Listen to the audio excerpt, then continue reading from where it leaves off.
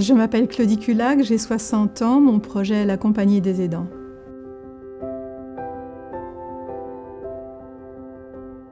Votre parcours en une phrase? J'ai été très longtemps éditrice dans le domaine de la prévention des jeunes et du développement durable, 30 ans aidante. Et aujourd'hui, je suis membre du collectif Je t'aide et nouvellement nommée au Conseil économique, social et environnemental. 3 adjectifs pour vous définir en tant que femme de santé? Tenace, engagée et fédératrice. Votre projet, en quelques mots? La Compagnie des aidants, c'est un réseau social d'entraide et d'échange, une plateforme de formation en ligne et une tournée avec notre caravane Tous aidants. Chaque année, nous sillonnons la France.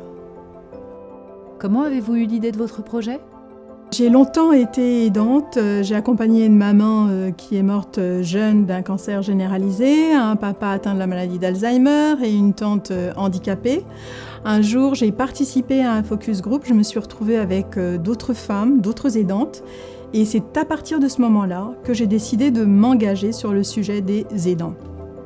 Et personnellement, que vous apporte ce projet? Alors c'est une véritable aventure humaine. Je participe en fait au changement en m'engageant sur ce sujet des aidants.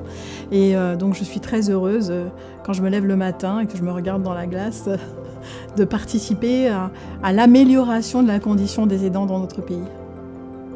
Et la santé dans 10 ans, vous la rêvez comment? Moi, je rêve d'une santé où il y ait beaucoup plus de pédagogie, qu'il y ait plus de liens entre ville, hôpital et bien évidemment plus de prévention en direction des aidants. Un message pour ceux qui nous regardent?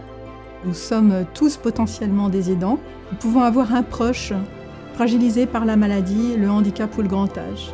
Et puis demain, nous pouvons être aidés et avoir besoin de l'aide des autres. Donc un jour aidant, un jour aidé. Et pour le futur, qu'est-ce qu'on peut vous souhaiter? Je souhaiterais qu'il y ait plus de droits ouverts pour les aidants. Je trouve anormal qu'une maman, par exemple, qui arrête de travailler pour s'occuper d'un enfant malade, se retrouve au moment de la retraite sans cotisation retraite. Donc moi, ce que je veux, c'est des droits pour les aidants.